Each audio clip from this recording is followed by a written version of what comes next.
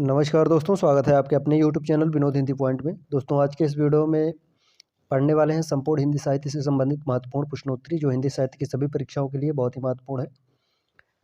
चलिए देर न करते हुए शुरू करते हैं आज का ये वीडियो। इससे पहले अगर आप चैनल पर नए हैं तो चैनल को सब्सक्राइब कर लीजिए, वीडियो को शेयर कर दीजिए। आगामी जो परीक्षा होनी है, Uttar Pradesh TGT, PGT, Bihar estate की परीक्षा होनी है। तो हमारा पहला प्रश्न है, राहुल सांकृत्यायन ने हिंदी का पहला कवि किसे माना है? चंद्रबरदाई, स्वयंभू, पुष्पदंत, सरहपाद।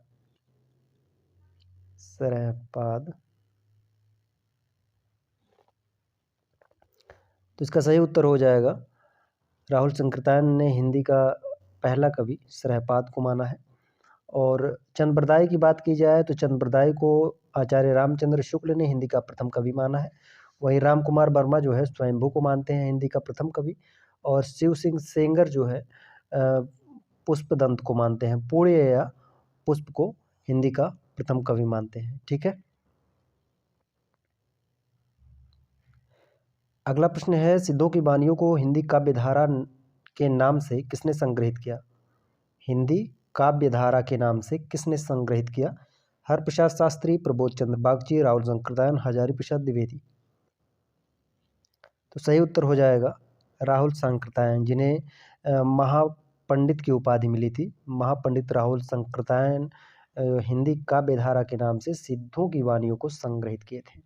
ठीक है, हरप्रसाद शास्त्री की बात की जाए तो इनके द्वारा जो संपादित था बौद्ध गान ओदोहा का संग्रह जो है हरप्रसाद शास्त्री ने किया। हिंदी काव्यधारा के नाम से किसने संग्रहित किया? तो राहुल सांकृत्यायन ने। सूरसागर की रचना का आधार क्या है? गर्ग संहिता, महाभारत, श्रीमद्भागवत, विष्णु पुराण। महत्वपूर्ण प्रश्न है।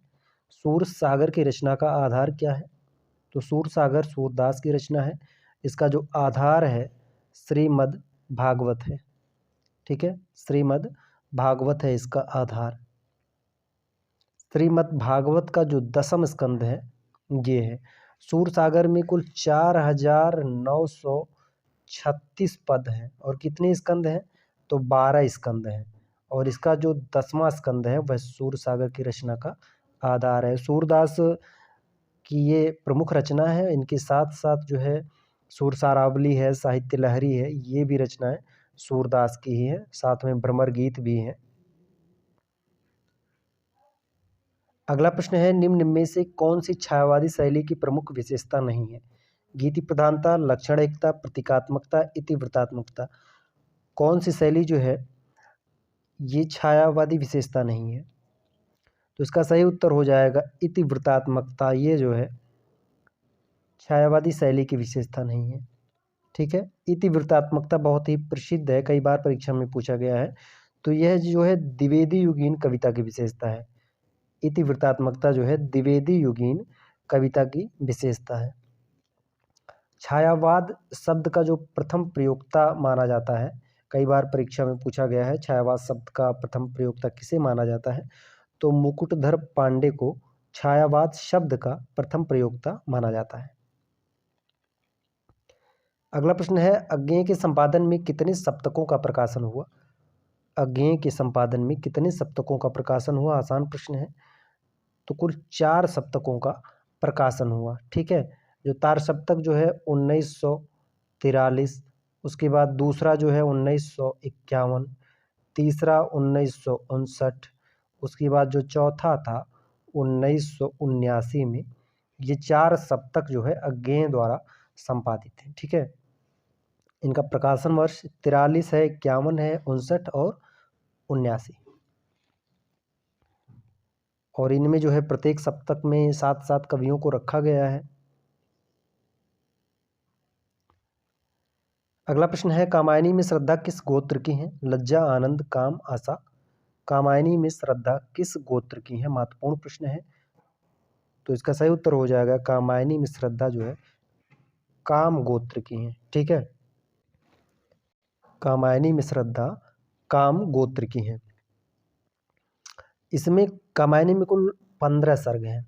कामायनी में कुल 15 सर्ग हैं। यह जयशंकर प्रसाद की प्रसिद्ध कृति है, जिसे महाकाव्य का महाकाव्य के नाम से जाना जाता है। जल प्लावन की कथा का वर्णन रामायण में किया गया है। अगला प्रश्न है, स्कंदगुप्त में कवि कालिदास का नाम क्या है? स्कंदगुप्त में कवि कालिदास का नाम क्या है? पुरगुप्त, पर्णदत्त, चक्रपालित, मात्रगुप्त। तो इसका सही उत्तर हो जाएगा मात्रगुप्त। स्कंदगुप्त में कवि कालिदास का नाम था मात्रगुप्त। यह जो है जयशंकर प्रसाद का प्रसिद्ध नाटक है। ठीक है, जयशंकर प्रसाद का यह प्रसिद्ध नाटक है स्कंदगुप्त।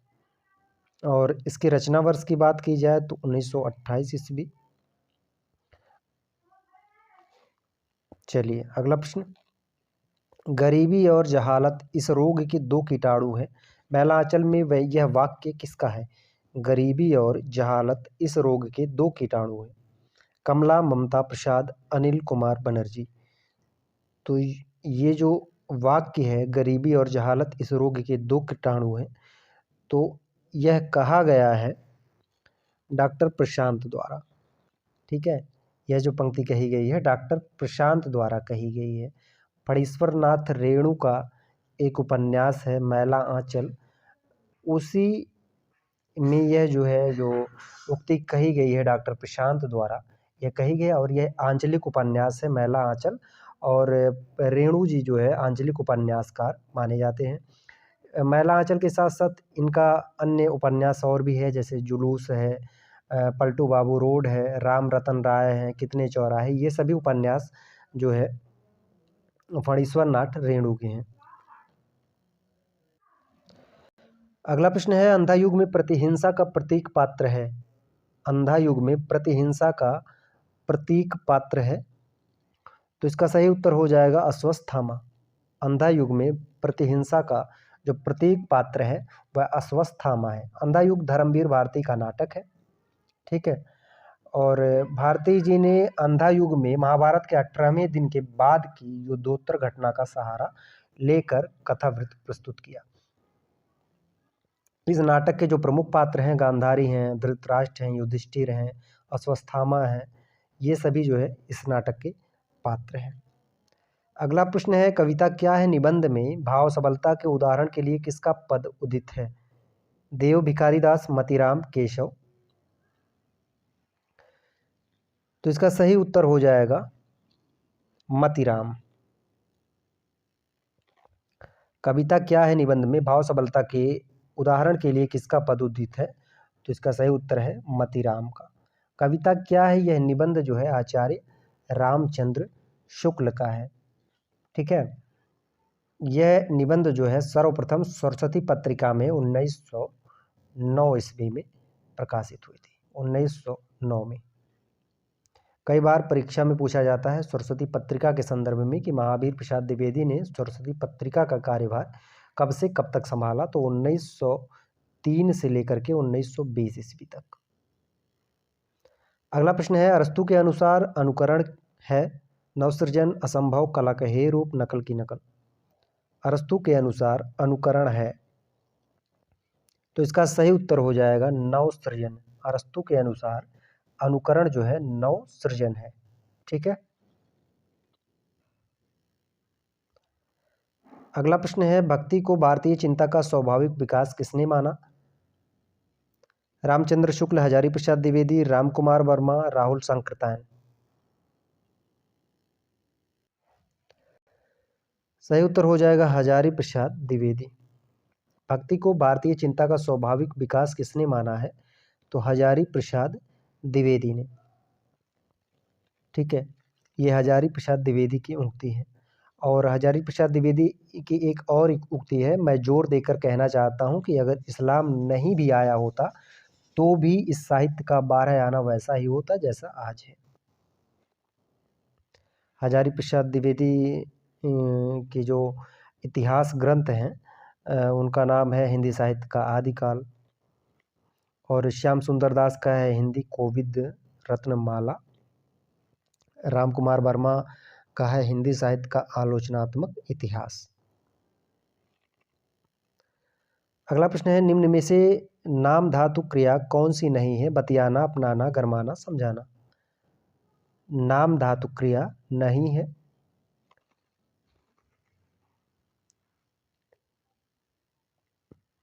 बताइए इसका सही उत्तर क्या होगा। तो इसका सही उत्तर हो जाएगा समझाना।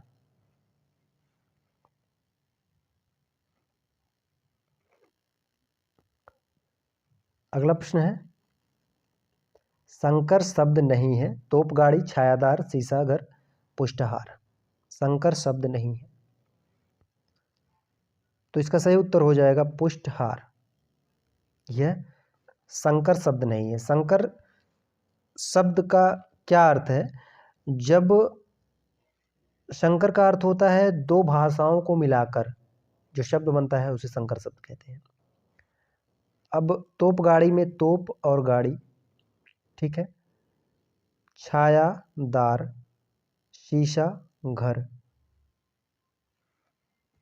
तो इसमें जो है पुष्टाहार संकर शब्द नहीं है।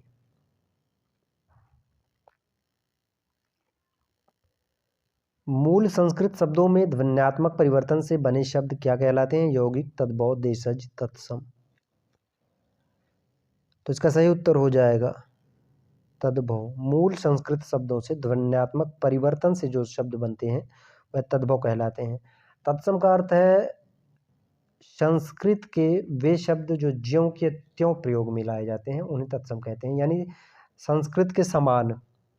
और तद्भव जिसकी संस्कृत से उत्पत्ति हुई और जो है उनका परिवर्तन जो है हिंदी में होता है, ठीक है। मूल संस्कृत शब्दों से ध्वन्यात्मक परिवर्तन से बने शब्द तद्भव कहलाते हैं। हिंदी नवरत्न में किस कवि को शामिल नहीं किया गया? चिंतामणि, चंद्रप्रदाय, भूषण, देव। हिंदी नवरत्न, हिंदी नवरत्न की बात की जाए तो यह मिश्र बंधुओं का है। कब लिखा गया था? तो 1910 ईस्वी में लिखा गया था। इसमें जो है किसे शामिल नहीं किया गया है? तो चिंतामणि को शामिल नहीं किया गया।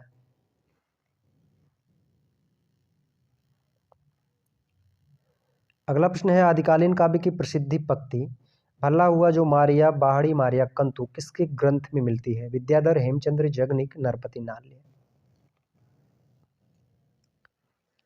तो इसका सही उत्तर हो जाएगा हेमचंद। ये जो पंक्ति है भला हुआ जो मारिया, बाहड़ी मारिया, कंतु, यह हेमचंद के ग्रंथ में मिलता है, ठीक है।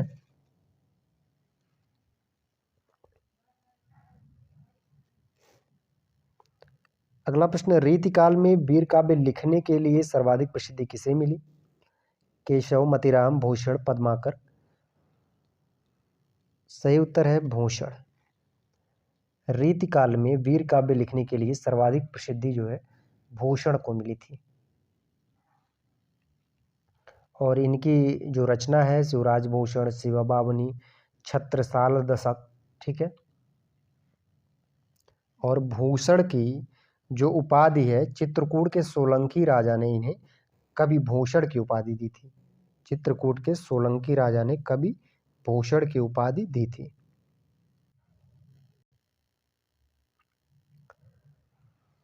दिनकर की काव्य कृति रश्मिरथी में रश्मिरथी कौन है? कृष्ण, परशुराम, कर्ण, अर्जुन। तो सही उत्तर हो जाएगा कर्ण।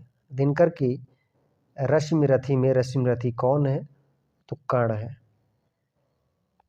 यह दिनकर का खंड काव्य है, ठीक है। दिनकर के काव्य में राष्ट्रीय सांस्कृतिक चेतना और प्रगतिवादी चेतना दोनों विद्यमान है। और इन्हें जो है सूर्य, समय सूर्य का कवि कहा जाता है, अधैर्य का कवि भी कहा जाता है। और इनकी जो प्रसिद्ध कृतियां हैं, रेणुका है, हुंकार है, कुरुक्षेत्र है, उर्वशी है, परशुराम की प्रतीक्षा, ये सभी जो है दिनकर के हैं। और उर्वशी महाकाव्य पर दिनकर को जो है 1972 ईस्वी में भारतीय ज्ञानपीठ पुरस्कार प्रदान किया गया था। रेणु की कहानियों की प्रमुख विशेषता है अस्तित्ववादी चिंतन, भावात्मक त्रिकोण, मार्क्सवादी चिंतन, ग्रामीण जीवन की सरसता। आसान प्रश्न है। तो रेणु की कहानियों की जो प्रमुख विशेषता है ग्रामीण जीवन की सरसता, ठीक है। ग्रामीण जीवन की सरसता। रेणु आंचलिक कथाकार हैं, आंचलिक उपन्यासकार हैं। इनकी हर कहानी में नए शिल्प प्रयोग इनकी विशेषता है। अगर ग्रामीण जीवन की सरसता की बात की जाए तो प्रेमचंद के बाद फणीश्वर नाथ रेणु का ही नाम आता है, जो ग्रामीण परिवेश को अपनी कहानियों एवं उपन्यासों का विषय बनाए हैं। प्रेमचंद की किस कहानी में हृदय परिवर्तन का चित्रण है? सदगति, ईदगाह, पंच परमेश्वर, शतरंज के खिलाड़ी। तो इसका सही उत्तर हो जाएगा पंच परमेश्वर। पंच परमेश्वर कहानी में हृदय परिवर्तन का चित्रण किया गया है। ठीक है, इसमें जो है दो प्रमुख पात्र हैं, एक अलगू चौधरी और जुम्मन शेख। ये दोनों जो है गहरे मित्र थे, लेकिन बाद में जो है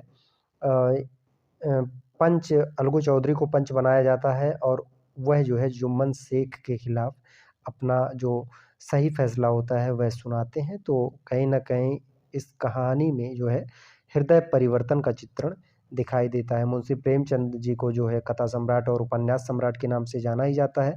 लगभग 300 से ऊपर कहानियाँ इन्होंने लिखी हैं, जिन्हें जो है मानसरोवर शीर्षक से प्रकाशित किया गया है और मानसरोवर को 8 भागों में प्रकाशित किया गया है। मानसरोवर को 8 भागों में प्रकाशित किया गया है। किस विधा की सैद्धांतिक और व्यवहारिक आलोचना में आधुनिक हिंदी आलोचना का प्रारंभ हुआ? कविता, उपन्यास, कहानी, नाटक। तो इसका सही उत्तर हो जाएगा नाटक। नाटक विधा की सैद्धांतिक और व्यवहारिक आलोचना में आधुनिक हिंदी आलोचना का प्रारंभ हुआ। ठीक है, भारतेंदु हरिश्चंद्र को आधुनिक हिंदी का प्रथम आलोचक माना जाता है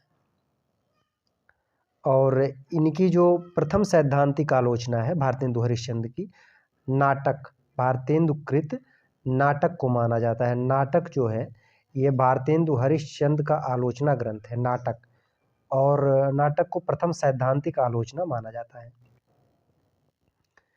यह थे संपूर्ण हिंदी साहित्य से 22 महत्वपूर्ण प्रश्न।